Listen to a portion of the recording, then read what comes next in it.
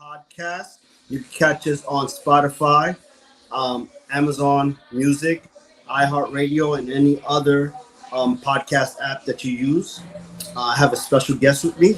Go introduce yourself. Hey everyone, I'm Christina T. I'm a licensed clinician, born and raised in the Bronx, coming from the same old school neighborhood as Alberto. Yes, we grew up together.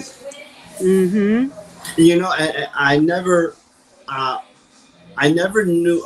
Well, first of all, yes, well, I have you on the podcast because I want you I wanted to celebrate you for making 11 years of sobriety. Thank you.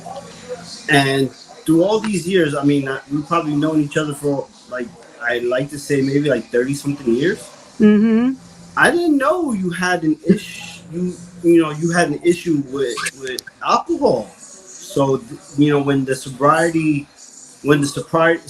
thing came up on your post celebrating your 11 years, it kind of took me back. It was like a surprise to me. Like, what? Mm-hmm. I was a little bit off on that. So I just wanted to invite you to the podcast because this podcast is basically, it's really to introduce normal people to a normal audience Mm-hmm. because too many times us normal people are watching these celebrities and these people don't have no lives, don't have nothing that's close to how we live, but they're giving us advice or telling us how they got How to through live. these Yeah. situations. And I just think it's just a bunch of bull because I mean they don't know what struggle you're going through. Even when they were in that struggle, now as a celebrity, they don't go through it anymore. So yeah, so that's I why did. I wanted to bring you in. Yes, I see you. You look perfect right there. Yeah. So tell us a little bit about yourself as you growing up and everything. Um, did you come from a single parent household or both parents? So, actually both. I grew up with both parents. My parents were married. My parents actually met in AA. They're both alcoholics in recovery. Get out of Uh, here. yes. I So Your screen keeps shutting off. I'm so sorry. It's okay. There we go. I All don't right. see myself on the top, by the way. It's like really, I don't know. Anyway, if you Oh, could see me, that's all that matters. I can see you. All right, good. So go on. Um, yeah, so my father was the super right there in Kingsbridge for 30 plus years. My parents met in Washington Heights in AA meeting. They were together about a year and then they got married. And right away I came along. And my childhood was not easy. I grew up like, I went right across the street to St. John's, and believe it or not, I was the only white girl in school. Get out of So here.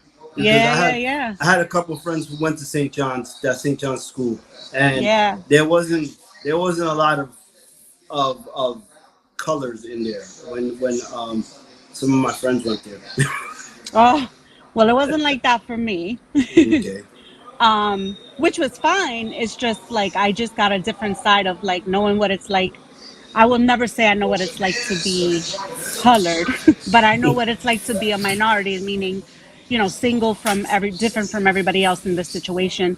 But that kind of fed my disease because I never knew who I was. Because all my friends were Hispanic and Black, and I was Irish and Greek, but I didn't connect with the Irish kids in the neighborhood. The Greek girls didn't like me because I didn't speak Greek. I wasn't into the religion. So I I rested with the people that loved me and opened themselves up to me, and I was different from them, so I became what we would call a chameleon, right? Hmm. Like I could change my color no matter what. I could adapt to whatever situation, whether it's hood, professional, um, being tough, being whatever. I was just able to blend in. Well, you're a Bronx girl, so you should. We kind of have no choice, right? With rough exterior, with a tailor-made suit. You know what I'm saying? It's just rough. Mhm. That's how Mhm. we are. Yep. Yep. So continue. So, um, So as how was the parenting rough for you? Like, did what were they abusive or like verbally or physically, or were they just absent parents? One of them were, or both of them, or how was it difficult for you as a child having both? Because to be honest with you, I mean, in our neighborhood, Right. not many of us grew up with both parents. You know, Yep. Yep. I There was a handful of us and we would talk about it. Like, yeah, you have your very dad, few. I have my dad, Yeah, like, very few could say they had their dad. I mean, I was from a single family, single parent. I had my mother, but later on, I had a stepfather, and he was there, and he helped raise us too. But it's mhm. not the same. He wasn't our father. So Yeah, and you could feel the difference. They say when you're little, even if you never knew the dad, you know that something's off when there's somebody missing. Especially when you go out into the real world and other people have daddies and you mhm, don't. So I didn't go through that, thank goodness. But so my parents had me; they were newly sober, so really they grew up with me, even though they were older. My mother was married and had 3 kids before me, so I was the first and only child with my dad. And my siblings had a mother that was active drinking and all that. I had a sober mother. mhm. But my mother was very much into AA, and emotionally she didn't know how to provide. Like, she she was very like emotionally distant. And my dad worked, he was constantly working, he was very laid back. He also didn't know how to be like affectionate and loving, so I didn't have that kind of like nurturing. Mhm. But there was a lot of calamity in my house. Like, my older sister got heavy into alcohol and drugs when she was like 14. Oh, at a So young age like that too. Okay. yep. Yeah. So I wasn't really allowed to be around her a lot. And then as I got older, she ended up getting sick and catching the virus, and Mm. Sorry to hear that. HIV, AIDS, and Yeah. in the early 90s, when it first was like starting to get known a little bit. Yeah. And my whole life shifted from there because she had to come live with us. I wasn't allowed to tell anyone what she had. We weren't allowed to, like, we didn't know how, we knew the basic of how AIDS was caught, but like, we would have paper plates and paper forks, plastic forks and stuff. Nobody could come to the house. We wouldn't tell anybody what was going on. So I learned how to hide at a really young age, like how to lie, how to pretend everything was okay. Um, and so my sister stood in a hospital bed for 2 years in my house, and she died when she was 27 and I was 13.